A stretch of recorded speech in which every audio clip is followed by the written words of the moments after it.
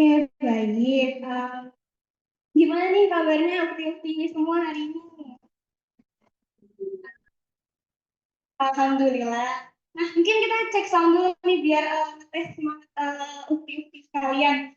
Kalau aku bilang gimana kabarnya, kita jawab Alhamdulillah, luar biasa, Allah Akbar. Gimana nih kabarnya ukti-ukti semua? Alhamdulillah, luar biasa, Allah Akbar. Yes. Nah, udah mulai terasa nih semangatnya untuk ikut KSEIN sehari-hari.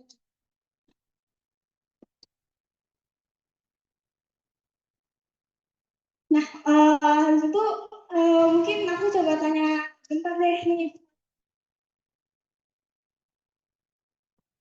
gimana persiapannya kakak untuk ikut KSEIN hari ini? Ya, terima kasih atas kesempatannya. Untuk persiapannya tadi udah makan dulu, udah tidur dulu. Jadi itu persiapan mandi terus berangkat kaji. Wah, Masya Allah, udah sangat siap banget nih untuk ikut KSEIN pada sore hari ini. Oke,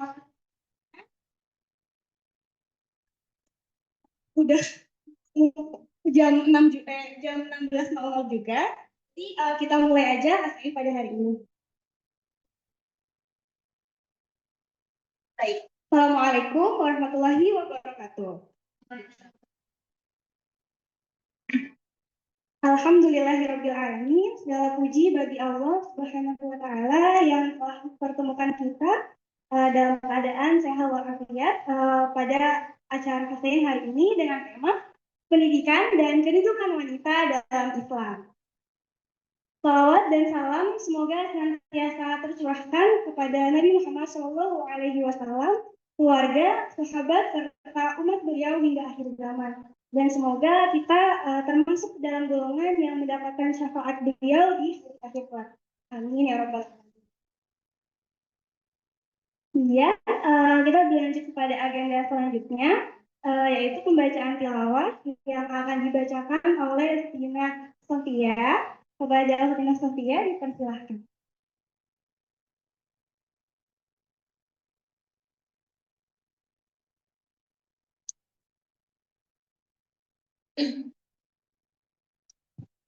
Assalamualaikum warahmatullahi wabarakatuh.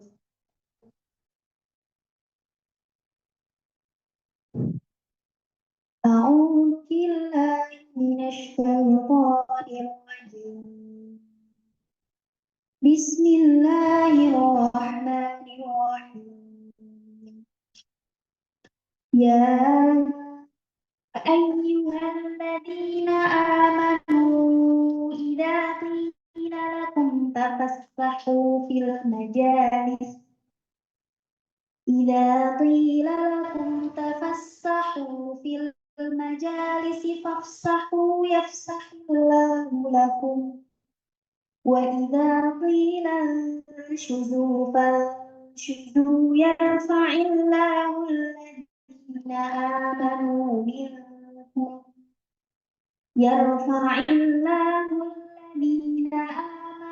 منكم والذين أوتوا العلم درجات والله بما تعملون خبير. صدق الله العظيم. Assalamualaikum warahmatullahi wabarakatuh.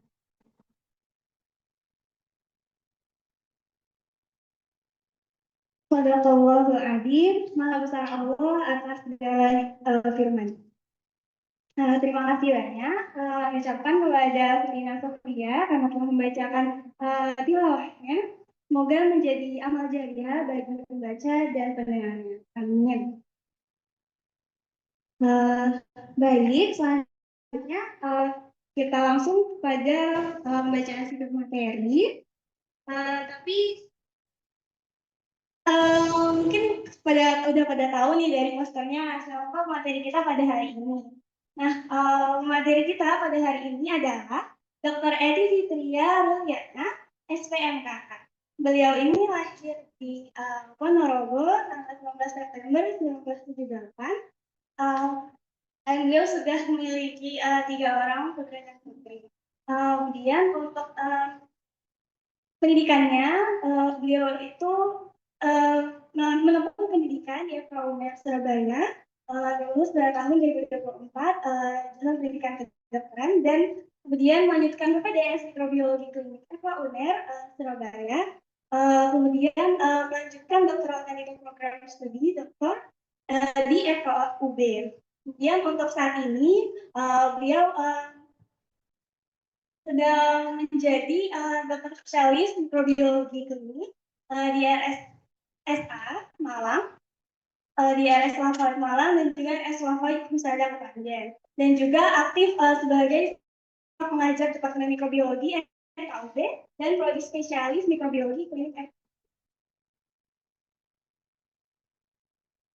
Mari kita sambut bersama materi kita yang luar biasa pada sore hari ini, Dr. Eti Fitria Ruyatna, SPMK. Pada Dr. Eti kami persilahkan. Baik, bagaimana kabarnya Dr. Eti hari ini? Alhamdulillah, Khoir.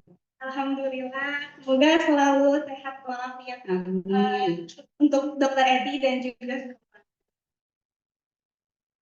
mungkin nggak perlu berlama-lama lagi, kita langsung mulai aja. Kami persilahkan kepada Dr. Eti untuk menyampaikan materi itu. Bismillahirrahmanirrahim. Assalamualaikum warahmatullahi wabarakatuh. Alhamdulillah. Alhamdulillahilladzi hadana li hada wa ma kunna linahtadiya laula an hadana Allah. Allahumma shalli ala sayyidina wa ala ali Muhammad. Alhamdulillah wa syukurillah ala kulli nikmatika ya Allah. Pada sore hari ini kita bisa berkumpul bersama-sama di sini, melingkar bersama dalam sebuah majelis ilmu yang insya Allah diberkahi oleh Allah dan Rasulullah. Dan kalian percaya enggak? Di sekeliling kita ini ada yang mengikuti. Karena ini termasuk majelis zikir, maka janji Allah, barang siapa yang datang pada majelis zikir maka akan dikelilingi oleh malaikat-malaikat. Ada enggak di sekitar kita itu ada malaikat? Alhamdulillah ya. Meskipun enggak kelihatan, tapi insya Allah nanti akan melaporkan apa yang kita aktivitas kita hari ini dalam rangka berzikir kepada Allah. Karena zikir itu tidak hanya wirid ya. Kadang-kadang orang berpikir zikir itu wirid, tapi zikir itu bisa maknanya lebih luas lagi, yaitu ketika kita mengingat Allah ya, berkumpul dalam majelis ilmu dalam rangka mentadaburi ilmu Allah, maka itu juga namanya majelis zikir. Termasuk kalau kita kuliah, itu majelis zikir atau bukan? Tergantung niatnya. Kalau kalian niatnya itu menuntut ilmu Allah, untuk meninggikan kalimat Allah, untuk menggali kebesaran Allah, ya, kemudian untuk supaya saya nanti ketika menjadi seorang mahasiswi, atau seorang dokter, atau seorang bidan, atau seorang sarjana, ya, adalah sarjana muslim yang bertakwa pada Allah, yang nanti bisa membawa kejayaan panji-panji umat. Niatnya harus begitu. Kalau niatnya begitu, ya insya Allah kita masuk dalam majelis zikir ya. Meskipun kita kuliah anatomi misalnya ya, atau kuliah parasit, imunologi, kita terhitung tetap masuk dalam majelis zikir. Ya. Dan orang kalau jalan ke majelis zikir menuntut ilmu apapun itu, asalkan itu ilmu Allah ya, maka setiap langkahnya dapat pahala enggak? Dapat. Didampingi malaikat enggak? Dampingi. Dapat ridho Allah enggak? Makanya alhamdulillah Allah memberi nikmat yang luar biasa. Kalian semua bisa duduk di sini ya, menjadi bagian daripada mahasiswi muslimah FB ya. Ini enggak hanya FK ya. Ada yang dari fakultas lain barangkali? Ada. Alhamdulillah. Pokoknya dari UB semua sudah alhamdulillah. Kalian sudah bisa masuk ke sini, padahal ribuan orang yang ingin di sini. Ya, ini adalah salah satu nikmat Allah yang luar biasa yang harus disyukuri. Gimana mensyukurinya? Kita Karena ini amanah dari Allah, kamu sudah saya percaya untuk menuntut ilmu di UB, maka harus sungguh-sungguh. Ya. Jadi jangan sakar PDW, fokus sakar PDW, jangan tugas semaunya, jangan seperti itu namanya tidak bersyukur. Karena ingat janji Allah ya, barang siapa yang bersyukur maka akan aku tambah nikmatnya, barang siapa yang syukur maka azabku sangat. Kalau kita sungguh-sungguh kuliah ya, mengerjakan tugas, niatnya kita luruskan, maka insya Allah nikmat Allah akan ditambah. Nikmat itu nggak hanya uang loh ya, sehat, nilai kita bagus, kemudian kita lancar, orang tua yang membiayai kita itu juga diberi rezeki yang lancar. Kita nanti lulus yo, insya Allah akan digampangkan untuk mencari pekerjaan ya. Nanti mungkin dapat jodoh yang soleh, itu rezeki. Ya, percayalah kalau kalian sekarang itu sungguh-sungguh, niatnya lurus karena Allah, maka nanti Allah akan tambah nikmatnya berlipat. Mau nggak? Mau, ya. Kalau nggak mau ya. Oke, kita sekarang masuk ke materi ya. Tadi tema materinya apa? Peran dan kedudukan wanita menurut Islam. Next slide. Ya. Nah, kita membahas di sini bagaimana sih peran wanita dalam. Sebelum kita masuk, kita harus tahu dulu bagaimana sih cara pandang umat atau bangsa-bangsa lain atau agama lain atau kepercayaan lain terhadap wanita. Ya, selama ini beberapa kepercayaan ya, terutama di kalau zaman dahulu itu Arab Jahiliyah ya, Arab Jahiliyah itu bagaimana memandang perempuan? Kayak sebelah mata gitu ya, nggak penting. Makanya waktu itu ada mereka kalau punya anak, punya bayi perempuan itu malu dan dikubur hidup-hidup. Nah itu cara pandang mereka terhadap perempuan itu sedemikian hinanya. Kemudian di kepercayaan di yang lain ini ada bangsa Yunani, negara Yunani. Pada Yunani itu dulu terkenal peradaban yang tinggi pada zaman itu. Itu mereka menganggap bahwa perempuan itu sebagai penyebab segala macam penyakit dan musibah. Kemudian bangsa Romawi dan Persia yang dulu itu peradabannya sudah tinggi ya. Di saat kita di sini itu masih di hutan belantara, di sana sudah peradabannya sudah tinggi. Bagaimana mereka perlakukan wanita?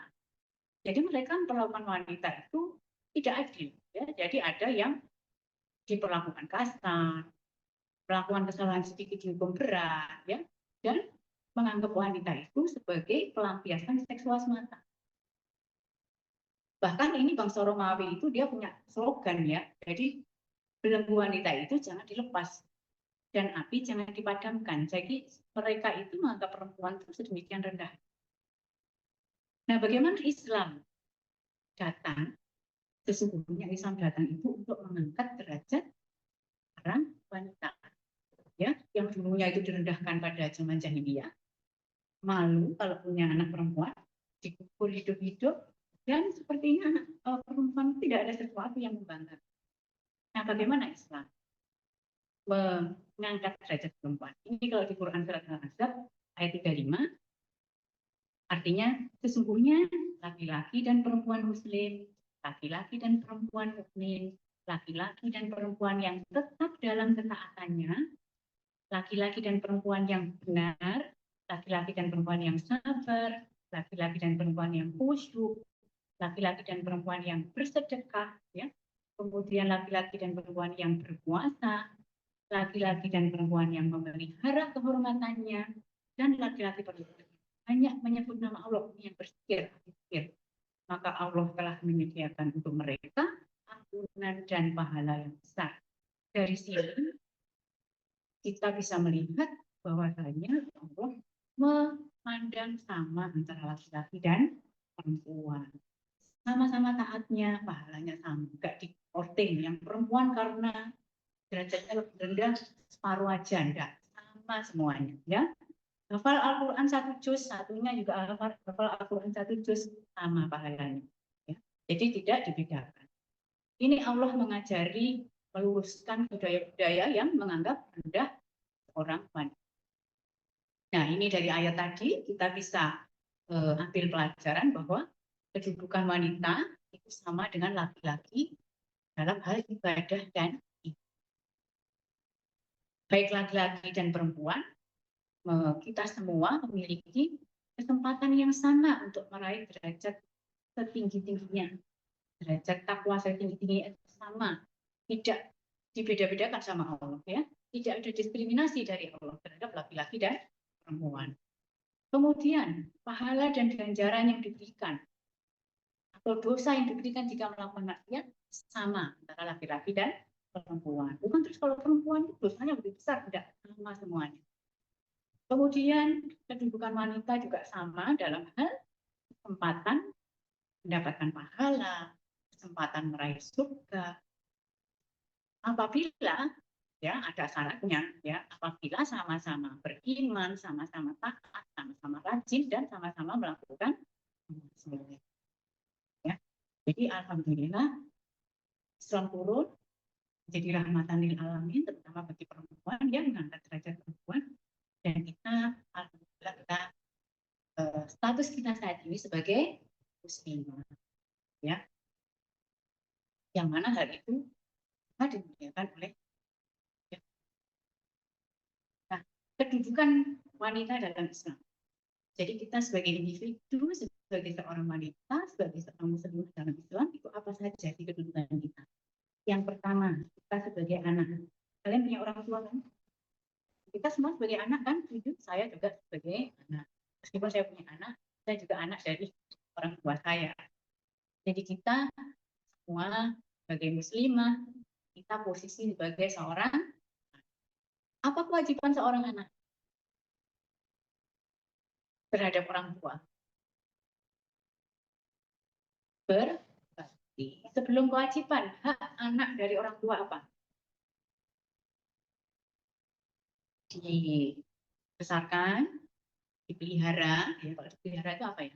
Dirawat. Kalau dipelihara itu kayak hewan kesayangan. Ya, jadi dirawat dengan baik, dididik dengan baik, kemudian disekolahkan dengan pendidikan terbaik, ya, diperlakukan dengan baik. Itu adalah hak kita sebagai anak. Dan kita juga punya kewajiban untuk apa? Berbakti kepada orang tua. Nah, ketika seorang keluarga mempunyai seorang anak perempuan, itu kalau menurut Islam harusnya malu atau bangga? Bangga, ya, bangga atau malu? Kalau zaman jahiliyah, malu. Kalau sekarang, kalau paham Islam, bangga. Karena dalam sebuah hadis itu disebutkan bahasanya barang siapa mempunyai 2 anak perempuan yang soleha, maka jaminan bagi orang tuanya kan senang, ya, pokoknya minimal punya 2 anak perempuan soleha, maka jaminannya dari Allah. Jadi senang orang yang punya anak perempuan, nggak malu lagi, gitu ya. Terus kalau anaknya laki-laki semua, ya itu mungkin ada hadis yang lain, ya, untuk anak-anak. Tapi yang perempuan ini, yang siapa yang bisa punya minimal 2 anak perempuan dan dididik dengan baik, yang menjadi solehah, maka jaminannya adalah. Jadi nggak ada istilah malu lagi, ya, seorang kalau kita punya anak perempuan. Kemudian kita sebagai wanita dewasa, maka dalam Islam itu diberikan kewenangan untuk memilih, diberikan hak untuk memilih. Jadi tidak boleh dalam Islam itu tentang anak perempuan kamu dipaksa. Dalam hal ini contohnya perjodohan, ya. Perjodohan, karena kamu anakku perempuan maka kamu harus saya paksa kawin sama si A. Padahal ini anak nggak mau, ya, dia. Maka ini bertentangan dengan Islam. Ingat zamannya Siti Nurbaya? Kalian masih kenal nggak? Apa ya, legenda Siti Nurbaya? Masih, ya? Ada yang nggak tahu? Nah, itu kan apa? Dijodohkan. Pokoknya orang tuanya berkehendak begini, dia dijodohkan harus manut. Islam tidak begitu, ya. Islam memberikan ruang yang sebesar-besarnya bagi seorang perempuan dewasa, wanita dewasa untuk memilih. Ya, jadi diberi hak untuk memilih. Ya mungkin orang tua tidak memaksa istilahnya, tapi mengarahkan, ya, karena mestinya pilihan orang tua yang baik, yang bijak akan ya untuk kebaikan anak. Tapi anaknya itu, anak perempuannya itu diberikan kewenangan untuk memilih ya atau tidak. Jadi nggak bisa main paksa, gitu ya. Ini ruang yang diberikan Islam untuk wanita. Nah, ini ceritanya dari Siti Aisyah ya, ketika seorang ditanyain, kamu mau nggak dijodohin sama A? Kalau dia diem, ya berarti setuju. Kalau misalnya dia menolak, ya nggak boleh dipaksa, ya. Dosa hukumnya orang tuanya kalau sampai begitu. Ceritanya dengan Siti Aisyah. Kemudian yang ketiga, kedudukan wanita sebagai seorang istri. Ya, dari sini kita harus memahami bahwasanya fitrah seorang wanita itu dari anak-anak, kemudian berkembang menjadi dewasa, sampai matang, sampai akhirnya menikah. Iya enggak? Ada yang bercerita tidak ingin menikah? Ada? Orang kan banyak itu ya, apa itu yang modernis yang mengkampanyekan child free dan lain sebagainya ya, feminis dan lain sebagainya. Kan mereka tidak terlalu terikat harus menikah ya, terutama di negara-negara tertentu. Ada yang trennya malah mereka nggak suka menikah. Tapi dalam Islam, menikah itu sunnah apa enggak? Sunnah ya. Jadi kalian tentunya ingin kan ya, maksudnya nanti kalau sudah saatnya ya, sudah ketemu jodohnya yang soleh ya, yang sudah sesuai dengan kriteria, maka nanti akan berlanjut ke jenjang pernikahan. Dan ini nggak bisa wah aku nggak mau, enggak, karena itu fase yang nanti pasti akan kalian lewati. Akan ya, mungkin sekarang kan masih belum. Kalau sudah saya lewati berapa puluh tahun yang lalu. Jadi itu adalah salah satu fase yang nanti kalian harus lewati. Salah satunya adalah harus siap sebagai istri. Nah, untuk siap sebagai istri ini juga harus tahu ilmunya, ya. Nggak hanya ujuk-ujuk modal cinta terus menikah, nggak ngerti kewajibannya apa, nggak ngerti haknya apa, sunah-sunahnya dalam rumah tangga itu apa, yang haram apa. Jadi ada ilmunya. Nah, nanti kalau sudah mendekati kalian harus hunting ilmu ini, ya. Ada itu biasanya dulu di Masjid Raden Fata itu ada kayak sekolah pranikah. Itu nanti kalau sudah sama sekarang ya, anak sekarang semester 1-2 sudah kebelet kepingin nikah bahaya. Ya nggak apa-apa sih, tapi masih jauh. Ya, jadi sekolah pranikah itu untuk yang usia-usia sudah menjelang menikah. Jadi untuk menikah juga ada ilmunya ya, nggak hanya sekedar modal cinta, kawin, nikah, selesai, enggak, ada ilmunya. Kemudian ini sebagai istri ya, jadi sebagai istri itu wanita diberikan ruang oleh Islam untuk diperlakukan secara baik oleh suaminya, ya, diperlakukan secara baik oleh suaminya. Jadi Islam itu menganjurkan seorang suami itu memperlakukan istri itu dengan baik. Nggak ada ceritanya KDRT, kemudian dieksploitasi atau mungkin diperlakukan secara tidak baik, ya. Islam sangat melarang itu. Islam sangat memuliakan wanita. Dan dalam salah satu khutbah Rasulullah pada hari Selasa, pesan beliau adalah muliakanlah wanita, ya, berbuat baiklah pada. Senang nggak kita? Maksudnya kita dengan itu kan, wah, enak ya jadi wanita. Jadi Allah benar-benar memuliakan. Sebagai seorang ibu yang keempat. Nah, setelah menikah tentunya juga ingin punya keturunan. Disitulah perannya berubah menjadi seorang ibu. Nah, kita harus siap itu, nah, karena itu nanti fase yang harus kita lalui, iya nggak? Apa kita nggak bisa denial ya, usianya sudah di atas 17 tahun semuanya ya. Jadi lagi next slide. Oh ya. Jadi nanti mau nggak mau ada suatu masa kita berubah peran menjadi seorang. Nah, bagaimana kedudukan ibu ini dalam Islam? Ibu ini 3 kali lebih mulia daripada bapak. Doa ibu ini 3 kali lebih mustajab daripada ayah. Ya. Jadi ini kalau dalam hadis Rasulullah riwayat Bukhari Muslim, kepada siapa berbuat padanya? Ibumu. Kemudian siapa? Ibu sampai 3 kali. Kemudian baru ayah. Dalam hal doa, seorang ibu ini doanya itu melesat seperti anak panah ke Mars. Ya. Jadi nanti kalau kalian jadi seorang ibu, doalah yang baik-baik tanpa kenal hati ke anak-anak. Demikian juga sekarang, karena posisinya masih sebagai seorang anak, minta doa yang baik-baik dari ibu kita. Jangan bosan untuk minta doanya. Ya, nggak boleh sombong. Kasihan lah, kita nggak usah tak doa orang tua, jangan. Ya, sering telepon, Bu, doain saya ya. Doain saya. Besok aku mau ujian, doain ya, Ma. Harus sering-sering gitu. Ya, karena apa, doanya seorang ibu itu melesat seperti anak panah ke langit, itu cepat dikabulkan. Seorang ibu memiliki kedudukan mulia karena ia adalah orang wanita yang mengandung kita, membesarkan dan mendidik anaknya sejak dalam kandungan.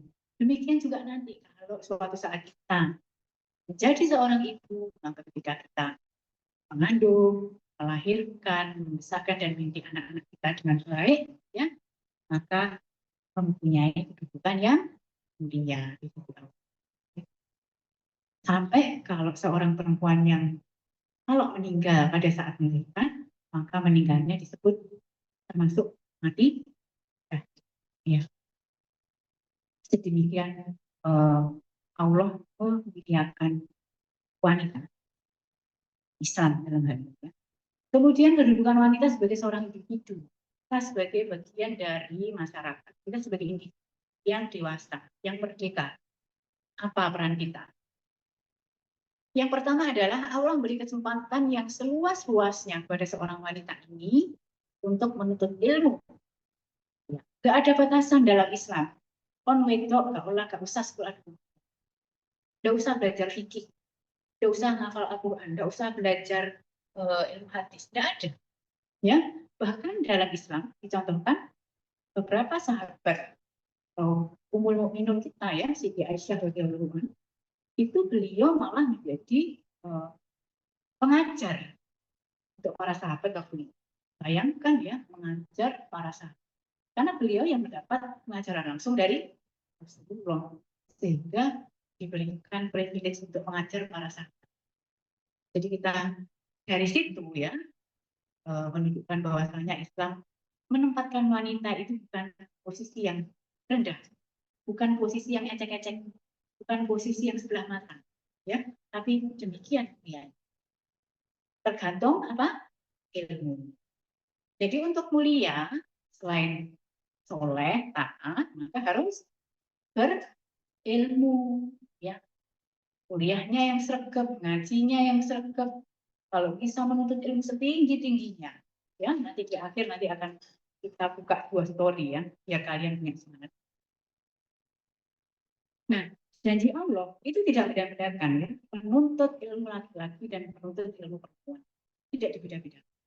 Ya, jadi dalam Quran surat Al-Zumar ayat 9 ini, adakah sama orang-orang yang mengetahui dengan orang-orang yang tidak mengetahui? Sesungguhnya hanya orang yang berakallah yang dapat menerima pelajaran. Jadi baik laki-laki atau perempuan itu sama, tidak ada bedanya, tidak dibeda-bedakan. Dan bahwasanya orang yang berilmu itu berbeda dengan orang yang tidak berilmu. Nah, selain berilmu sebagai seorang individu yang dewasa dan merdeka, ya, seorang wanita juga mempunyai kesempatan yang sama untuk berdakwah. Tahu berdakwah apa? Dakwah itu bukan ceramah ya. Jadi menyampaikan balighani walau ayat. Sampaikan walaupun 1 ayat. Jadi kita menebarkan kebaikan, beramar ma'ruf nahi mungkar itu juga sebagai bagian dari dakwah. Meskipun mungkin kita mengajak teman kita, ayo rek ngaji, ojo anu, ojo apa? Barangnya lagi tren, ojo enggak usah. Kalau hatimu resah, ayo kita ke masjid. Ikut kajian misalnya seperti itu. Itu salah satu bagian dari amar ma'ruf. Nah, wanita muslimah itu juga diberi kesempatan yang seluas-luasnya untuk ladang pahala.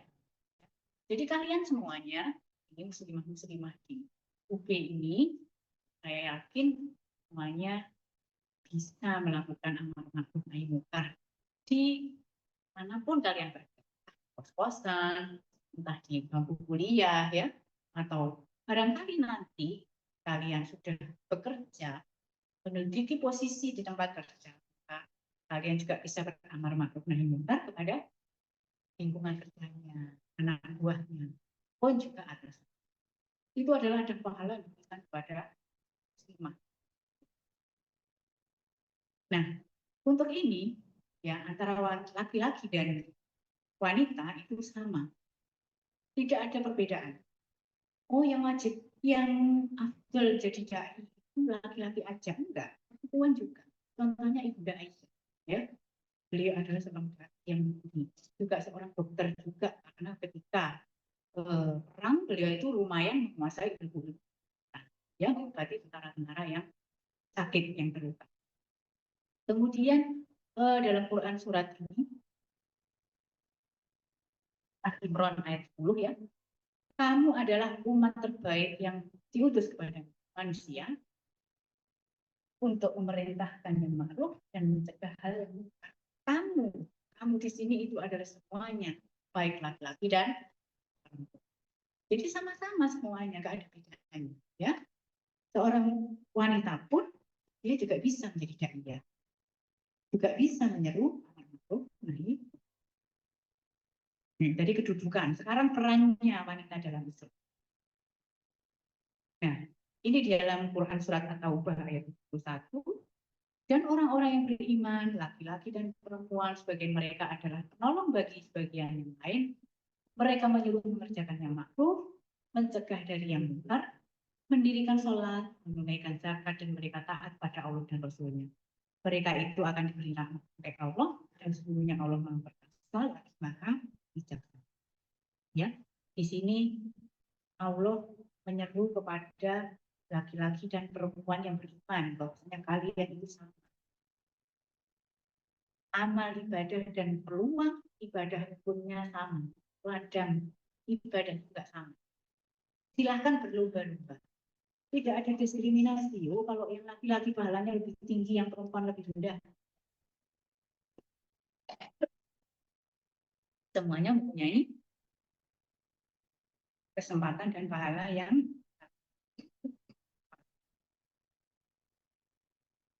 kemudian apa keutamaan wanita?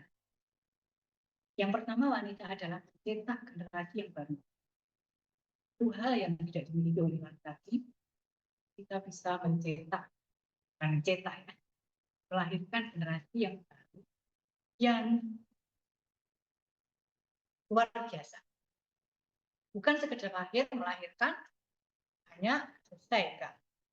Seorang wanita muslimah bisa melahirkan anak yang soleh-solehah, yang dia calon pejuang, calon guru, calon ustadz, ustadzah, calon hafidh-hafidhah, ya, calon profesional, calon dokter. Kalian punya kesempatan itu. Dan itu yang keistimewaan muslimah, ya. Kemudian keberadaan dan peran wanita tidak bisa diremehkan dan diabaikan. Tidak ada yang bisa meremehkan. Karena kalau tanpa wanita, bagaimana rasa dunia ini? Ya, tidak ada yang menyayangi, tidak ada yang menyentuh secara keibuan, ya. Jadi bisa kita bayangkan apa hambarnya dunia ini tanpa wanita. Di balik semua rangkaian keberhasilan pasti ada peran wanita. Ya. Kalau kita lihat orang-orang besar, para pemimpin itu pasti ada peran istri-istrinya, ya, ada peran wanita di belakang layar.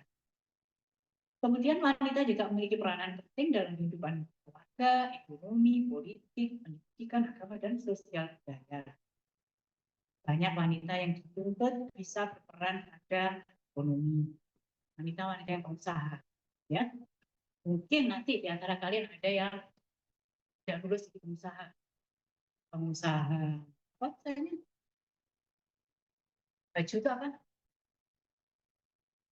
Tik garment, ya. Mungkin desain baju muslim atau apa, atau baju anak-anak apa, ya. Dan mungkin juga punya usaha apa, pabrik atau apa, ya.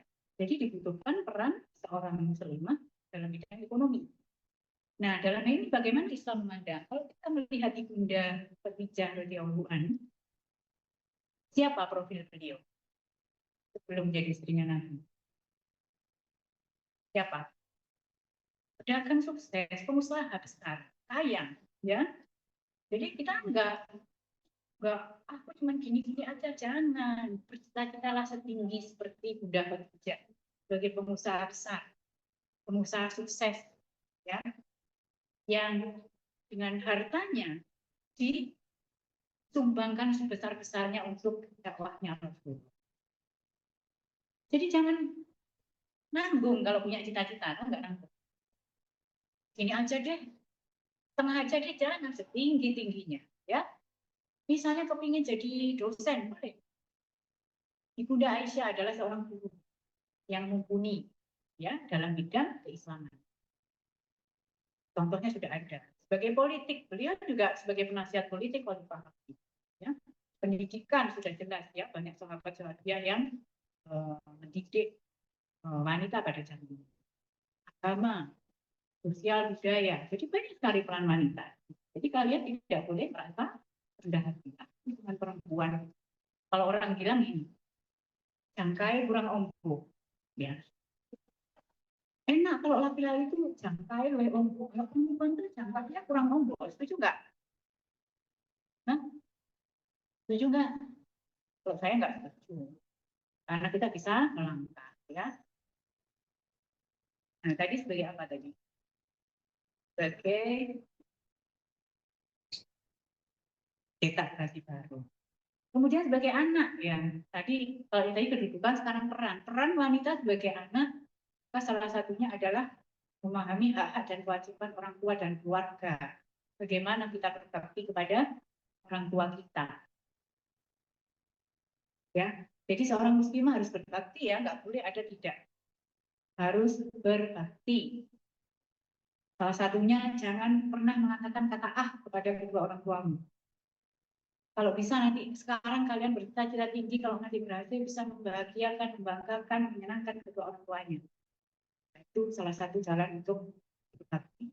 Dan diri kita, jadikanlah dirimu sebagai muslimah yang solehah, ya, yang berilmu, yang nanti kalau akan mengangkat derajat orang tuamu di syukur-syukur yang bisa hafal Quran. Nanti akan memberikan mahkota kepada kedua orang tua. Ada yang hafid Quran di sini? Banyak kok sekarang mahasiswa yang hafid Quran.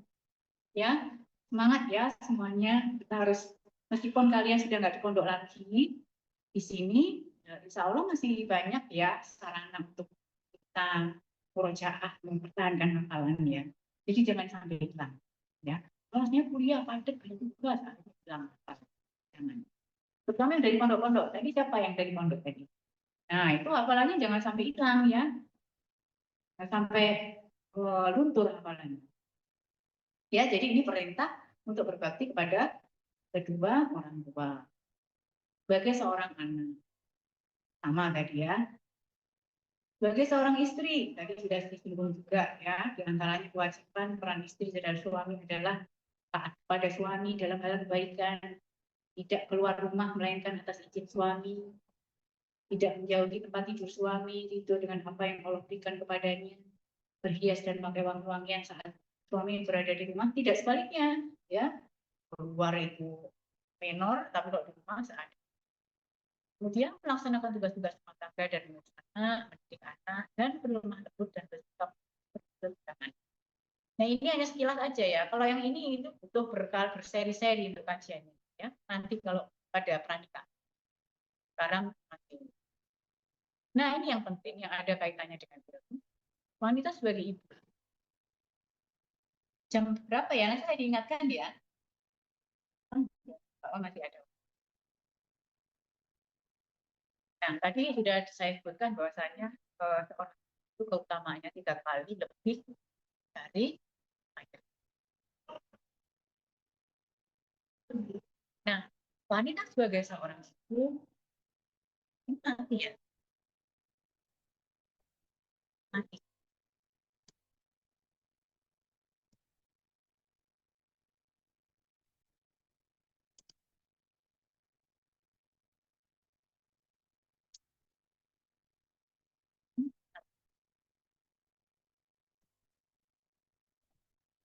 Wanita sebagai seorang ibu itu nanti sebagai ibu pertama dari anak-anaknya sebelum dididik orang lain.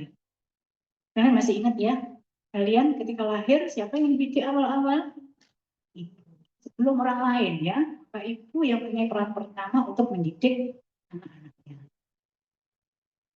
Sebenarnya pendidikan itu tidak dimulai ketika usia sekolah, tapi ketika sejak dalam kandungan. Bagaimana ibunya berperilaku, bagaimana ibunya bertutur kata, bagaimana ibunya itu memperlakukan ibadahnya, maka itu adalah mulai pada saat itu pendidikan dimulai.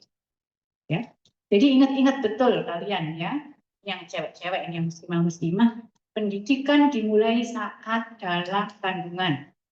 Ya, jadi bukan aja nanti anakku kalau sudah dewasa, kalau sudah besar saya kuliahkan di SDT, pondok, tidak begitu. Mulai dalam kandungan. Bagaimana mendidiknya? Bagaimana akhlak si ibu? Bagaimana ibadahnya si ibu? Bagaimana effort si ibu dalam menuntut ilmu? Itu adalah mendidik anak yang ada dalam kandungan. Ya, jadi bukan nanti ketika lahir. Pondasi pertama awal adalah sejak dalam kandungan. Maka harus kita siapkan mulai sekarang. Enggak dok, nanti aja kalau sudah menikah. Jangan. Karena ruh itu harus disiapkan mulai sekarang. Ruhiyah kita ya harus disiapkan mulai sekarang. Nggak bisa dadak. Sekarang berusaha SKS-an ya kayak ujian itu besok berubah. Enggak bisa. Jadi berubah itu proses ya. Baik proses. Jadi sejak dalam kandungan. Maka dalam hal ini seorang ibu yang dia mempunyai amanah untuk mencetak generasi-generasi besar, orang-orang besar nanti di zamannya, maka dia harus mulai mendidik anaknya sejak dalam kandungan. Kalau dengan peran ini dibutuhkan muslimah yang pintar atau enggak pintar? Hah? Pintar. Pintar atau enggak pintar? Atau tak penting kalau perempuan kan cuma lahirin ya, lahirin, sui. Nah, pendidikan nggak terlalu penting. Kira-kira bagaimana? Beda nggak seorang anak yang dikandung ibu yang benar-benar sadar ya, dekat sama Allah, kemudian mempunyai ilmu?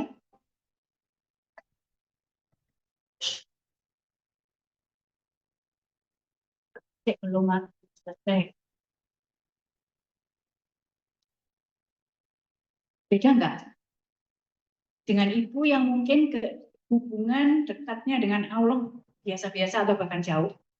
Dengan ibu yang dia dekat dengan Allah, punya ilmu, dan bisa mendidik anaknya dengan baik mulai pada saat kandungan. Kira-kira outputnya berbeda nggak? Berbeda. Ibu yang sering lalai dari Allah, malas buka buku, ya, atau mungkin sholatnya asal-asalan, maka nanti anaknya juga bisa seperti itu. Tapi ibunya ketika semangat belajarnya tinggi, sering ikut kajian, rajin, ya, kemudian ibadah yang lainnya juga rajin, maka insya Allah nanti anaknya lahir juga ringan untuk kesana. Ya, kalau pengalaman saya, ya, saya dulu menikah waktu masih koas, mahasiswa bukan ya. Jadi waktu yang anak yang pertama itu anaknya koas, ya. Jadi saya waktu itu koas, pokoknya ya itu koas tahun kedua. Ya, alhamdulillah anaknya juga karena waktu koas ya mau nggak mau kita kan ya harus belajar ya, jadi ya lumayan kalau belajar nggak usah disuruh, jadi senang belajar. Nah itu adalah karena kita waktu sehari-hari kita mendidik anak-anak kita, ya. Kemudian, nah ini tadi, jadi seorang ibu karena tadi punya tugas atau diberi privilege keistimewaan oleh Allah untuk mencetak orang-orang besar, generasi-generasi yang besar, maka dia harus mempunyai ilmu. Ilmu itu dicapai dengan menuntut ilmu. Bukan film salah film langsung pintar, ya. Harus belajar, harus ikut kajian, harus kuliah, ya. Nggak bisa Pak kuliah tiba-tiba pintar, ya. Kuliah banyak membaca, banyak ikut kajian, ya.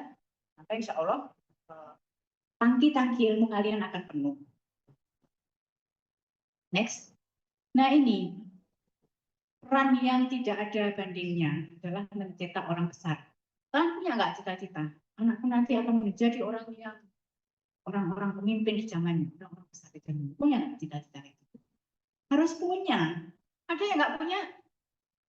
Kadang-kadang ada beberapa yang belum sadar, belum ada visi misi ke depan. Ya, aku nanti kepingin punya anak. Atau jangan-jangan child free, ikut-ikutan yang ini, yang lagi tren itu ya. Jadi mulai sekarang kalian harus punya membangun visi misi yang besar. Bagaimana nanti keluarga yang akan kalian bangun, bagaimana nanti anak-anak yang akan kalian cetak. Ya, kenapa? Kalian itu perempuan sama Allah diberi keistimewaan. Doa kalian itu 3 kali lebih manjur daripada apa? Manfaatkan itu. Berdoalah yang tak kenal henti. Setinggi-tingginya, jangan nanggung ya untuk anak-anak. Demikian pula kita sekarang kalau posisi kita masih sebagai anak, kita minta doa yang baik-baik dari kita. Ya ayah juga, tapi yang utama adalah ibu. Ya, jadi seorang wanita, seorang ibu memiliki arti yang sangat penting, merupakan suatu tiang yang menegakkan kehidupan keluarga, ya, termasuk perannya untuk mencetak orang-orang besar. Nah, orang-orang besar seperti yang kayak Imam Syafi'i, Imam Ghazali, Imam besar itu ya, itu kalau kita melihat ibunya bukan orang-orang biasa. Tahu ibunya Imam Syafi'i? Ya, luar biasa beliau-beliau itu. Mungkin dari keilmuan mungkin apa, pendidikannya tidak setinggi beliau-beliau ya, tapi beliau dalam sisi kedekatan dengan Allah, Masya Allah, usianya luar biasa. Sholat tahajudnya tidak pernah berhenti mendoakan anaknya. Ya, nah itu harus kita sadari sekarang.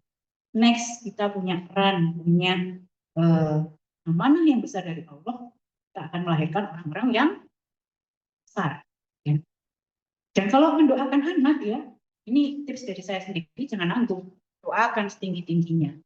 Nggak ada, tak mungkin sih kayaknya aku bisa mengeluarkan anakku ke luar negeri. Jangan-jangan ada kata nggak mungkin, karena kalau nggak mungkin berarti kita nggak percaya sama Allah ya.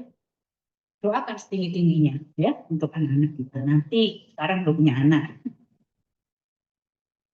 Nah, ini di balik setiap orang besar ada wanita yang masuk dan mendidiknya. Dan kita menjadi seperti sekarang ini juga atas peran ibu-ibu kita. Ya.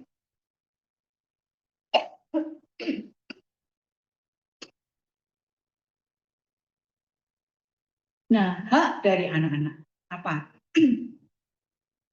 Tadi ibu perannya sebagai pencetak orang-orang besar.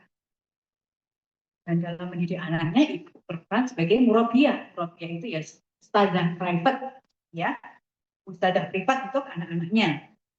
Nah, nanti anaknya perlu diajari apa? Perlu diajari tarbiyah rupiah, ya bagaimana akidah itu, ibadah itu yang wajib-wajib, yang dasar-dasar ya, yang akhlaknya bagaimana, kemudian tarbiyah akliyah, apa akliyah? Ilmu, ya, ilmu-ilmu dunia. Kemudian jasadiyah, bagaimana kita membentuk anak kita menjadi anak yang sehat, ya, bagaimana kebiasaan hidup sehat, makanan sehat. Nah, itu adalah tugas-tugas ibu kepada anak-anaknya. Nah, maka dari itu seorang ibu harus pinter, ya, harus bisa tahu lah akidah, ya, kemudian ibadah yang dasar-dasar itu tahu, karena tadi sebelum anaknya dididik orang lain, maka siapa yang mendidik? Ibunya. Akhlak juga harus tahu, ya, apalagi kalau ibunya pinter-pinter begini, anaknya rugi kalau nggak pinter. Ya, kalau kita melihat mereka, orang-orang yang tahu di pemukiman kumuh misalnya ya, atau orang-orang yang di pinggir jalan itu, mereka punya anak, anaknya dididik ya sekedarnya. Nah, kalian kalau sudah pinter-pinter begini, ya, rugi kalau anak kalian tidak pinter, ya, harus dididik lebih pinter dari ibunya. Jadi seorang ibu yang pinter, dia akan mewariskan gen kecerdasan kepada anaknya. Sebenarnya tidak hanya mewariskan dalam hal ini, tetapi juga mendidik, ya. Selain gen juga mendidik. Nah, dari sini ibu merangkap juga sebagai dokter, ya. Ini yang dari kedokteran minimal kalau nggak kerja, nanti ilmu akan bermanfaat bagi keluargamu dan anak-anakmu. Ya, sebagai dokter, sebagai teman juga harus bisa sebagai psikolog, ya. Kalau anaknya mulai beranjak remaja, gimana cara menghadapinya. Nah, itu ilmu-ilmu parenting nggak ada di kuliah, ya. Kalian harus nanti mencari sendiri, ya. Rajin membaca buku, kajian tentang parenting. Kemudian mengkondisikan anak-anaknya dengan kebiasaan Islami. Nah, peran-peran ini tidak akan bisa dilakukan oleh seorang ibu yang jahil. Apa jahil? Bodoh, yang nggak mau menuntut ilmu, malas, mager, apa ya? Males, mager, nggak mau menuntut ilmu, malas ikut kajian. Gimana dia bisa mencetak orang-orang besar? Gimana dia bisa mendidik anaknya dengan baik? Ya, nah ini ada tugas mulia kita. Ini ibu sebagai murabbiah berikan arahan, tausiah kepada anaknya, mengajarkan Islam secara kafah, ya, membiasakan sholat lima waktu, memberikan tauladan kepada anak-anaknya, ya, sehingga diharapkan tumbuh kembang anaknya lebih baik dan akan menjadi anak yang berakhlak mulia. Tadi, seorang wanita, seorang ibu adalah guru pertama bagi anak, ya. Jadi, harus kita siapkan mulai sekarang. Nggak akan rugi kalau orang bilang, ngapain sekolah tinggi-tinggi, kuliah-kuliah, toh nanti jadi di rumah doang. Nah, banyak yang kayak gitu, ya. Jadi tidak seperti itu, karena tugas mulia kita itu tadi. Nah, ini yang terakhir, peran wanita adalah masyarakat. Bagi kita sebagai individu, sebagai anak, ya. Nah, kita juga diberikan ladang amal oleh Allah untuk berperan pada masyarakat. Yang pertama adalah dalam pendidikan dan pengajaran. Kalau dalam ayat Al-Quran dan hadis banyak yang menjelaskan kewajiban atau keutamaan seorang penuntut ilmu maupun yang mengajarkan ilmu. Demikian juga dengan wanita. Tidak dibedakan antara laki-laki dan perempuan. Kalau ayat yang pertama kali turun, Iqra, ya, apa artinya? Bacalah. Berarti kita disuruh apa? Membaca. Baca yang banyak. Jangan malas, jangan mager. Baca yang banyak. Laki-laki dan perempuan sama. Kalian dituntut atau lebih disayangi Allah kalau kalian itu berilmu. Ya. Jadi ayat pertama yang turun, Iqra, itu menunjukkan bahwasanya kita memang diberi tugas untuk belajar. Jadi nggak boleh malas untuk belajar. Yang dari sini kalau nanti kuliahnya mulai ngelupur harus semangat, ya. Nah, salah satu keistimewaan manusia dibanding dengan malaikat, ya, kalau malaikat itu dari sisi ibadahnya itu luar biasa. Tapi kenapa Adam dilebihkan dari malaikat waktu itu, dan semua malaikat disuruh sujud? Apa yang melebihkan Adam dibanding malaikat? Ilmunya. Karena Adam diajari oleh Allah ilmu, ya. Sementara malaikat hanya ibadah. Jadi sebenarnya seorang yang berilmu itu lebih mulia daripada orang yang ibadah doang tanpa ilmu. Ya. Jadi kalau ibadah, ilmunya juga mumpuni, maka keutamaannya luar biasa. Jadi ini berlaku untuk laki-laki dan perempuan, tidak ada perbedaan. Islam memberikan ruang yang sebesar-besarnya, seluas-luasnya untuk seorang muslim untuk menuntut ilmu, biar pinter, ya. Karena dari histori dari sahabat yang mungkin semuanya pinter semua, nggak ada yang nggak pinter. Menjadi pengusaha sukses, nggak ada yang enggak, ya. Nah, itu yang harus motivasi. Nah, peran wanita dalam dakwah, jadi hampir sama yang tadi, ya. Kita punya ladang amal untuk beramar ma'ruf nahi munkar. Lahan apa? Amar ma'ruf nahi munkar kepada siapa? Ya kalau kita belum menikah, kita masih sekolah, kuliah, ya, pada teman-teman kita, kepada lingkungan kita, teman-teman kos-kosan kita, kepada adik-adik kita, ya.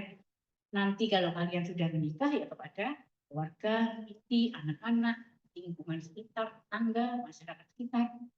Nanti kalau sudah bekerja, beramar ma'ruf kepada rekan kerja, anak buah, ya, kemudian mungkin atasan, Beda nggak antara seorang muslimah yang berilmu? Berilmu itu maksudnya plus ya, bukan berilmu dunia sarjana doang, tapi sarjana yang plus. Plus itu apa? Yang dia juga paham agama, ya, paham ilmu akidah, akhlak dan lain sebagainya.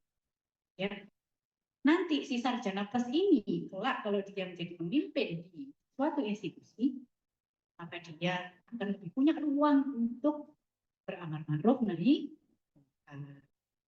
Mau contohnya?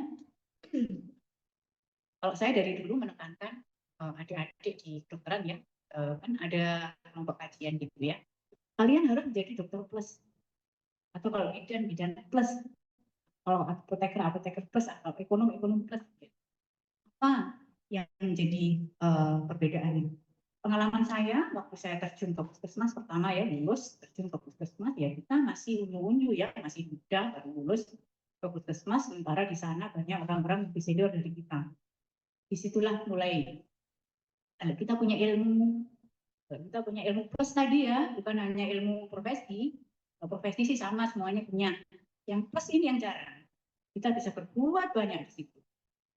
Kalau pengalaman saya dulu, meskipun kita masih muda, ibu-ibu bidan itu yang anak buah kita itu sering curhat ke kita masalah tangga, masalah pokoknya. Padahal kita itu masih muda, unyu-unyu ya, tapi karena mungkin beliau-beliau itu, ini kayaknya kalau puskesmasnya enak diajak curhat, diajak solehah juga. Jadi akhirnya banyak investasi ke kita. Akhirnya kita bisa melihat, oh ini ternyata di sini orang-orang banyak masalah ya di rumah tangganya. Akhirnya bagaimana kalau kita adakan kajian? Setuju. Yang jelas ya, kalau waktu serapat mini lokakarya, ya, ibu-ibu bidan itu semangat kalau Jumat itu ngumpul ke puskesmas, ada rapat. Setelah itu diisi kajian sebentar kultum aja. Mungkin kita bisa, kalau kita dokter biasa ya, kita akan bisa. Kalau kita plus tadi, kita akan bisa lah kultum 5 menit. Mereka juga sudah. Mungkin kadang-kadang kita kerjasama dengan undang ustaz. Tempat kan nggak pakai bayar ya, mungkin kasih ongkos transport. Itu akhirnya senang mereka. Nah, disitulah contohnya real yang sudah saya. Ya, ada gambaran. Jadi nanti kalian juga seperti itu gitu loh. Tidak hanya terbiasa, banyak akeh tunggale, nggak ada istimewanya. Ya, tidak hanya bidan biasa, bidan yang semi ustazah. Harus keren, cita-citanya harus tinggi. Bidan itu ya kalau di desa, itu orang-orang itu sudah bidan, manut pokoknya kalau dikasih tahu. Oh jangan begini, iya manut semuanya. Apalagi kalau bidannya itu semi ustazah. Keren kan? Maka dakwah itu akan bisa menjangkau. Tidak hanya disampaikan oleh mubalik terkenal. Kita pun juga punya peluang untuk beramar ma'ruf nahi munkar. Pahalanya besar, luar biasa ya. Jadi kita prinsipnya jangan menjadi orang soleh untuk dirimu sendiri, tapi kita juga harus soleh untuk orang lain. Jangan masuk surga sendiri, tapi ajalah orang lain di sekitarmu, saudara-saudaramu, teman, keluargamu untuk masuk surga bersama. Jangan egois, ya. Yang penting aku soleh, yang penting aku mumpuni lah ilmuku, tapi nggak mau berbagi, nggak mau ngajak saudaranya, nggak mau membagikan ilmunya. Ya, itu namanya egois. Itu nggak ada apa-apa. Kemudian ini, seorang wanita boleh bekerja di luar rumah untuk mengisi peran dan tugasnya dalam masyarakat. Selain di dalam rumah, apa tadi sebagai guru bagi anak-anaknya. Maka seorang wanita muslimah itu mendapat peluang dan amal yang besar untuk wanita-wanita di sekitarnya. Tetangganya, ibu-ibu PKK, ya kan? Arisan, terus apa lagi? Kalau anaknya wali murid ya, biasanya ibu-ibu wali murid itu kan biasanya ibu-ibu anaknya tuh. Nah, dia bisa berperan di situ. Atau misalnya menjadi pemimpin sebuah institusi, kepala puskesmas, direktur rumah sakit, kepala bidang dan lain sebagainya, itu dia bisa membawa suasana dakwah dalam lingkungan berjalan. Ya, beda nggak? Saya punya kepala puskesmas, orangnya abangan. Pinter sih, tapi nggak ada sentuhan rohaninya sama sekali. Sama yang satunya punya kepala puskesmas yang, ya Allah, akhlaknya luar biasa Islami. Pilih mana? Kira-kira bisa nggak membawa ruh positif bagi anak buahnya? Yang mana yang bisa membawa aura positif bagi anak buahnya? Yang mana? Tentunya yang tadi, yang plus tadi ya. Menyejukkan. Nggak usah banyak ngomong, orang tuh lihat adem ya. Kadang-kadang karena dulu itu, zaman saya itu masih jilbab belum tren ya. Jadi masih banyak yang terpakai. Kita pakai jilbab yang agak ya yang rapi, misalnya rohani. Itu orang-orang tuh, Bu, beli di mana? Oh ya sudah bisa tak bawakan. Oh itu laris sehari habis. Oh ternyata hanya dengan seperti ini aja orang-orang termotivasi untuk berjilbab, gitu loh ya. Jadi sebenarnya banyak celah-celah sih yang untuk kita bisa lakukan untuk amar ma'ruf nahi munkar, menebarkan kebaikan di sekitar. Nggak harus jadi seorang mubalik terkenal seperti Uwas juga untuk berdakwah. Nggak harus seperti Dr. Aisyah Dahlan yang terkenal. Ya, kita bisa mulai dari diri kita sendiri dan lingkungan terdekat. Bagi anggota masyarakat ya, untuk menjadi peran tadi, apa yang perlu kita siapkan? Harus saleh dulu, soleh.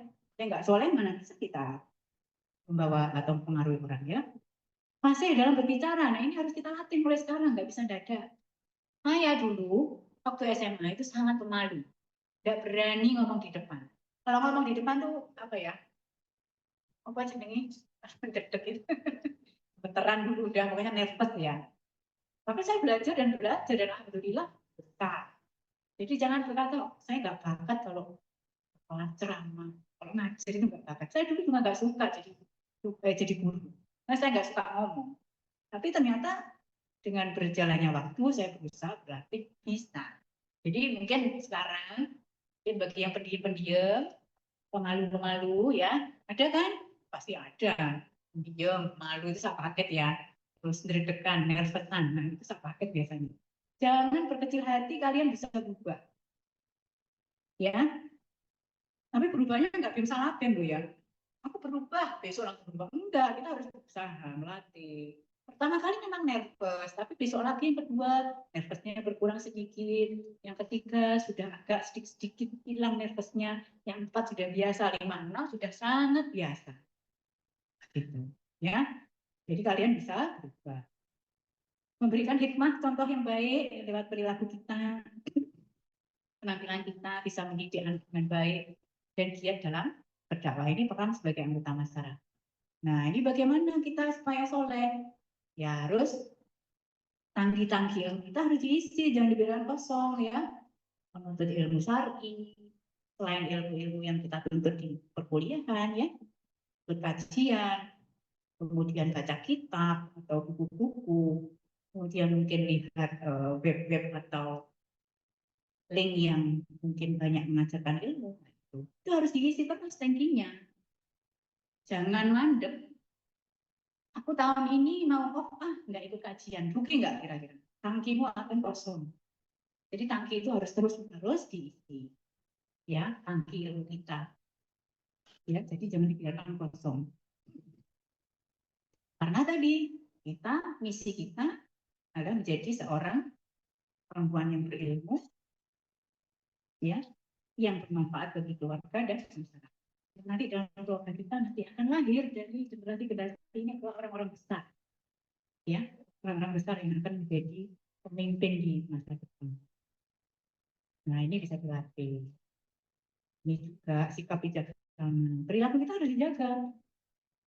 Bagaimana menjaga perilaku? Ya memang nggak bisa latih mulai sekarang. Kita harus berusaha memperbaiki diri, ya pelan-pelan. Nggak bisa langsung berubah, nggak bisa. Semuanya makanya yang di sini hadir, mudah-mudahan saya doakan istiqomah untuk memperbaiki. Nggak terus selesai dari sini sudah vakum, jangan. Ya, kalau vakum itu namanya nggak istiqomah. Bisa mendidik dengan baik ya. Kalau ibunya pinter, ngajinya pinter, dan nggak usah guru di luar, ibunya sendiri sudah bisa ngatasi. akhlak perilakunya baik, cara ngomongnya ditiru. Kira-kira kalau ibu yang ngomongnya kasar sama ibu yang ngomongnya lembut, anaknya kira-kira gimana? Kalau ibunya kasar, dulu misuh misalnya. Gimana anaknya? Ya, kalau ibunya lembut, insya Allah anaknya suka lembut. Ibunya penuntut ilmu keras, hardcore, ya. Suka baca, kira-kira anaknya suka baca apa enggak? Ikut pasti. Ibunya mager, dia sinetron, terus ya, drakor. Kira-kira anaknya gimana? Hah? Sama hobinya, dia juga akan malas untuk belajar, ya. Jadi ini sebenarnya peran perempuan di sini. Dia adalah berdakwah, dakwah dengan profesi kita, ya, sebagai dokter, apoteker, bidan, sebagai ekonom, sebagai ahli engineering misalnya, ya, kita bisa menjadikan profesi kita itu sebagai ladang dakwah. Nah, ini kalau zaman dulu wanita juga perang pada perangan dan jihad, ya. Banyak yang sahabat-sahabat yang kalau dalam perang itu selalu ikut, bahkan ada yang bisa memanah juga zaman dulu, ya, yang memanah dan ikut berkontribusi, dan bagi mereka yang menguasai ilmu pengobatan, menolong tentara-tentara yang terluka. Nah, kalau kita lihat sekarang misalnya ada perang misalnya di Palestina, misalnya mau ada jadi relawan di sana, dokter, lebih bagus karena sudah menguasai ilmunya, ilmu pengobatan, ya, bisa menolong yang korban-korban di sana. Ini ada story, bagus sekali. Saya ingin kalian ada satu yang baca. Silakan. Ini next slide,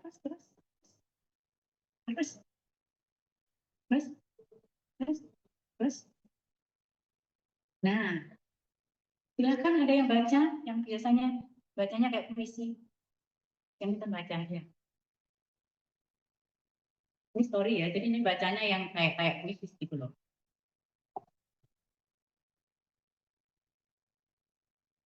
Saat salju sedang turun lebat beberapa bulan lalu di Inggris, aku menikmati makan siang bersama pembimbing PhD-ku. Di depanku duduk seorang ilmuwan muslim tsunami dokter dari Indonesia. Kami terkejut dengan pertanyaan pembimbingku. Muslimah yang tinggal rambut tidak indahkan kan? Seperti di Timur Tengah yang gak bebas berkarir dan sekolah. Yes, of course. Kami membalas spontan sembari bingung menjelaskan. Ingin menjelaskan duduk perkara dengan benar, namun momennya tidaklah tepat. Namun menemukan kenyataan bahwa istriku Ratih Nur yang notabene muslimah yang sedang studi PhD di Engineering Mathematics Unit of Bristol sepertinya bisa membungkam anggapan pembimbingku bahwa muslimah itu kolot, tidak suami, dan tidak bisa berpendidikan tinggi.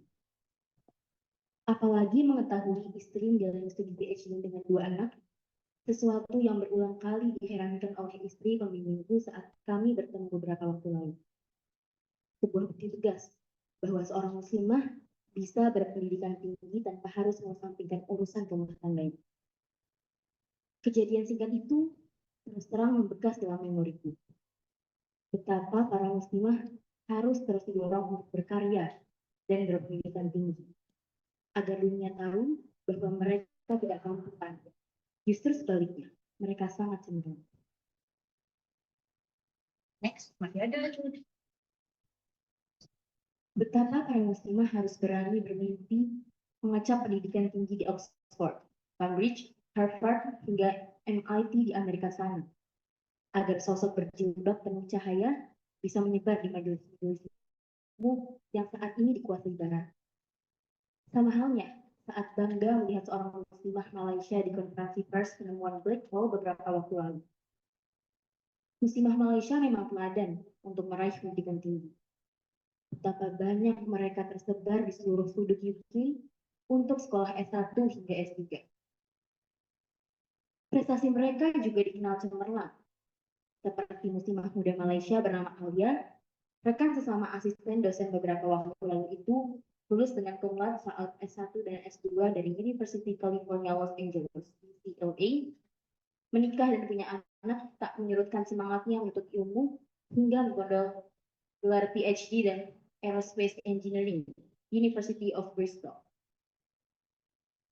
Keberadaan para muslimah di dunia pendidikan tinggi dengan karya-karya mereka adalah wujud nyata untuk membungkam isu miring soal keterbelakangan perempuan dalam Islam, juga penganggaran mereka atas nama tradisi yang bukan berasal dari nilai-nilai Islam yang sebenarnya.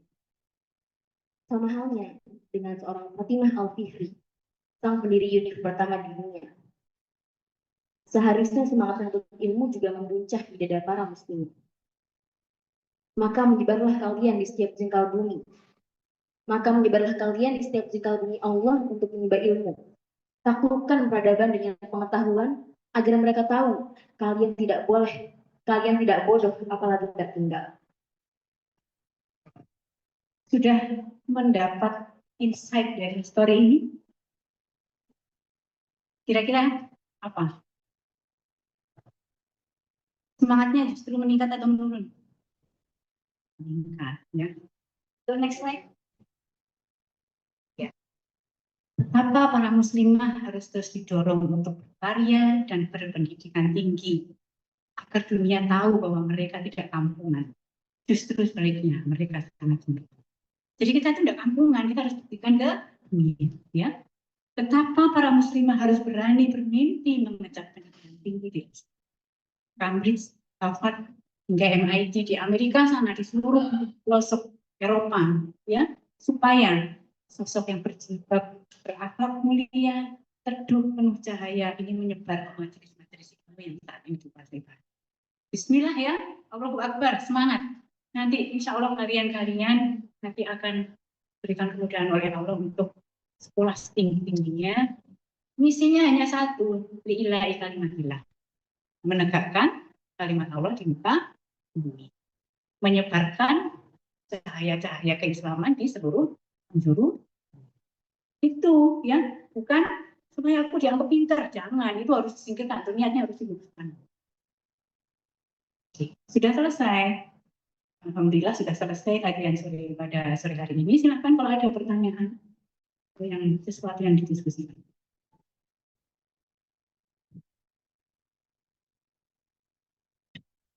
Nanti penutupannya setelah tanya jawab aja ya. Belum saya tutup. Baik, Alhamdulillah, Masya Allah, terima kasih banyak dokter atas paparan materinya yang luar biasa sekali. Nah, selanjutnya kita langsung ke sesi tanya jawab. Apakah dari teman-teman sekalian ada yang mau ditanyakan?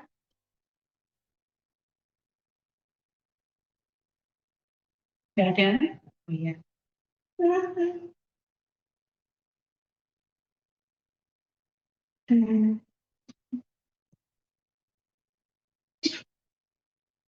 Baik, terima kasih atas kesempatannya. Perkenalkan dokter, saya Sofia Gonzali dari PSK FOB 2024. Saya izin bertanya,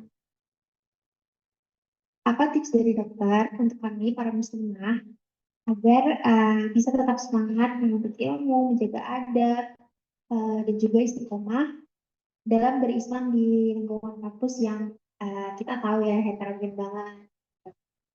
Mungkin ya, terima kasih. Aku bisa jawab aja ya. Kalau tips dari saya ya, ini dari pengalaman saya. Saya dulu kuliah, waktu itu sudah sedikit, pada saat itu masih belum banyak ya. Yang pertama adalah mencari lingkungan yang positif. Jadi itu sangat penting, lingkungan itu. Kalau kita masih merasa belum kuat, jangan sekali-kali kalian bergaul dengan yang kurang kondusif. Nanti kalian akan terput, kecuali kalian sudah merasa kuat, dan nanti kalau bergaul dengan teman-teman yang heterogen, kalian justru bisa menarik mereka. Tidak apa-apa. Tapi kalau merasa masih lemah, cari lingkungan yang positif. Teman-teman kan kita tahu ya, oh ini kayaknya positif, ini positifnya. Memang harus memilih ya, karena pergaulan itu sangat berpengaruh pada jiwa dan diri kita. Ya kita juga, ya semangat kita. Kalau kita berkumpul dengan teman-teman yang sama-sama semangatnya, kita insya Allah akan semangat. Kalau kita berkumpul dengan teman-teman yang suka dugem, suka hura-hura, hedon, ya ikut seperti itu. Jadi yang pertama adalah cari lingkungan yang kalau nggak dapat gimana dong? datanglah ke majelis kajian. Pasti di situ akan ada banyak orang-orang baik, ya. Jadi jangan segan-segan untuk datang ke kajian. Pertama itu. Yang kedua, ya kita berusaha istiqomah dalam ibadah-ibadah kita, ya. Ibadah wajib kita, ibadah sunnah, sholat malam. Kalian sekarang masih free, masih belum ada tanggungan anak, suami, kerjaan, ya, cuma kuliah doang. Maka rugi kalau tidak melakukan sholat. Nah, sholat malam itu gimana? Apa harus tiap hari? Ya kalau bisa tiap hari, kalau nggak bisa ya seminggu 2 kali atau 3 kali. Kita harus punya target. Kalau masalah studi aja, masalah keduniaan aja, kita punya target. Nanti harus nilainya A, minimal B. Kenapa untuk masalah yang akhirnya kita nggak punya target? Ya, target itu justru kan target kita itu untuk mengupdate diri kita di hadapan Allah. Ya. Jadi masing-masing punya target dan harus punya azam yang kuat. Kalau kita misalnya futur, dok gimana? Karena manusia itu juga up down ya. Kadang semangat ibadahnya, kadang kusuk, kadang-kadang belas kayak nyantol. Ya. Nah, perlunya lingkungan yang baik, teman-teman yang soleh. Yang kalau kita waktu mungkin dalam kondisi down, futur, teman-teman kita yang akan mempengaruhi kita. Itu yang utama dua. Yang lainnya, ya istiqomah ikut kajian, ya. Kemudian isi tangki-tangki ilmumu dengan ilmu. Jadi Allah itu sudah memberikan tangki yang luas. Jangan dibiarkan kosong, diisi terus. Kalau nggak sempat gimana dok ujian? Padat jaga. Di YouTube tuh banyak orang, ya. Sekarang nggak ada cerita males, nggak ada. Kalau gadget sambil rebahan kita masih bisa mendengarkan atau tolakul ilmi, ya. Dan itu tipsnya itu aja ya, itu aja dulu dipraktekkan, jangan banyak-banyak. Minimal kalau lingkungan yang baik, teman-teman yang baik, ibadah kita diperkuat dan sering menuntut ilmu kalau ilmi supaya kita istiqomah, insya Allah akan dibantu oleh Allah. Ya,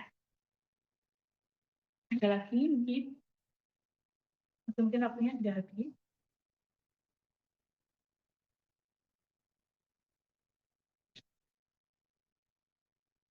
Jadi kalau saya cerita dulu saya dari SMA umum, tapi saya sudah pakai jilbab sejak kelas 2 SMA. Jadi waktu itu tahun 1993. Waktu itu yang pakai jilbab itu satu kelas masih 3 orang, ya. Orang itu pun jarang.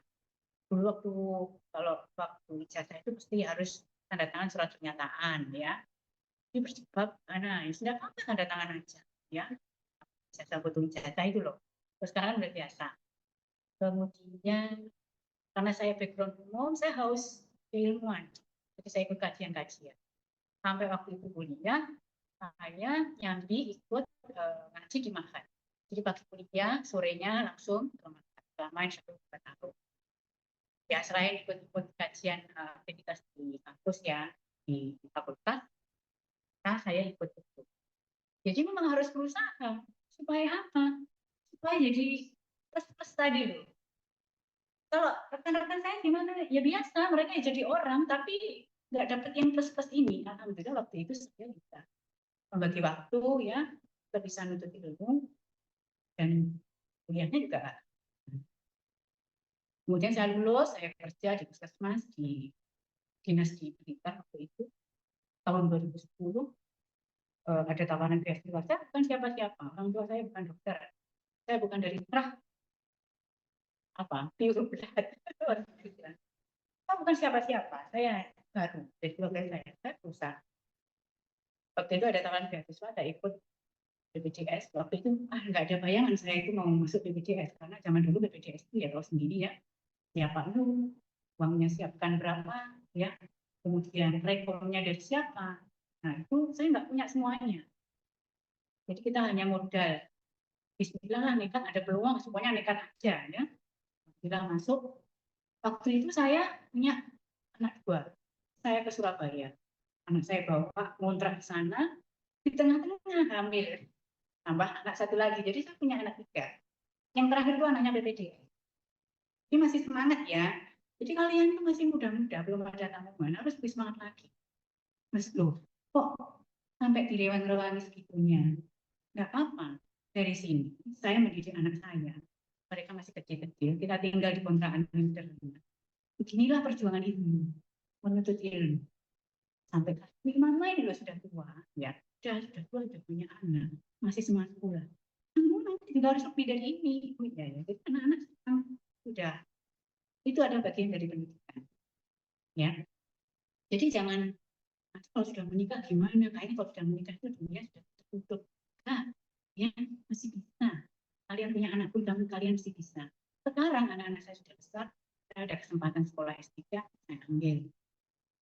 Jadi nggak ada ceritanya kita apa ya, pro malas menuntut ilmu. Kita luruskan niat kita. Kita menuntut ilmu untuk apa?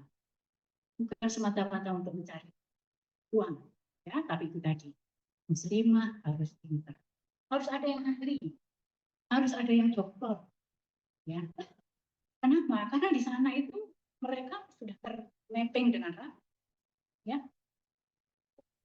Dan itu ya, kayaknya sudah jamnya. Silakan. Oh, belum saya akhiri. Mudah-mudahan apa yang saya sampaikan bisa bermanfaat, motivasi adik-adik semuanya, dan semangat nanti kalian akan menjadi yang pendidikan tinggi dan bermanfaat bagi masyarakat umat dan agama. Itu dari saya. Kalau ada kurang lebihnya mohon maaf. Assalamualaikum warahmatullahi wabarakatuh. Terima kasih banyak dokter atas pemaparan materinya dan juga jawaban pertanyaannya. Jadi dari pemaparan materi yang sudah dokter berikan, jadi dari awal kita tahu kalau sebelum Islam datang di masa jahiliyah perempuan itu dipandang sebelah mata. Tapi setelah Islam datang, derajat perempuan itu dimuliakan oleh Allah. Dan di sini kita juga tahu bahwa Allah itu tidak membeda-bedakan hambanya antara laki-laki dan juga perempuan.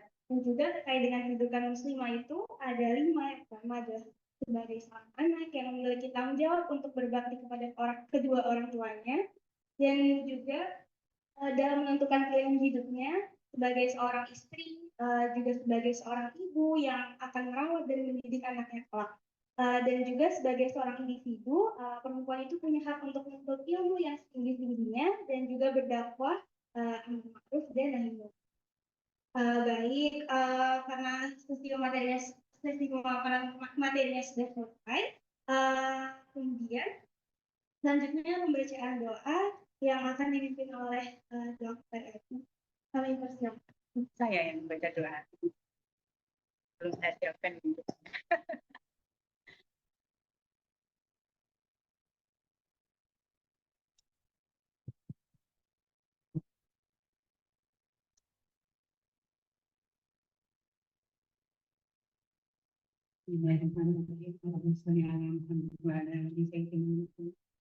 Allahumma ighfir li wa li walidayya kama rabbayani shaghira.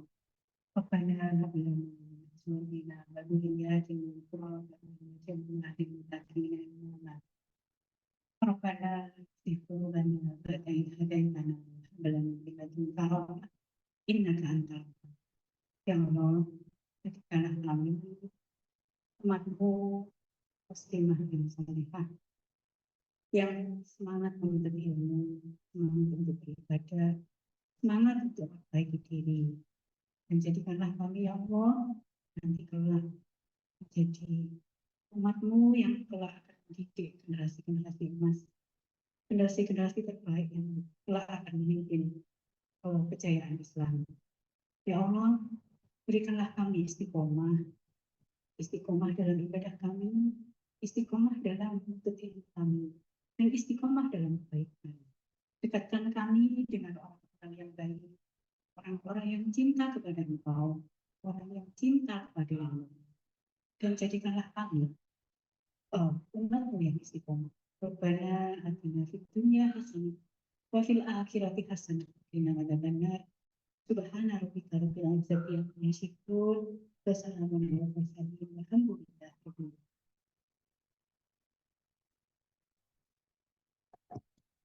Jazakallah khairan.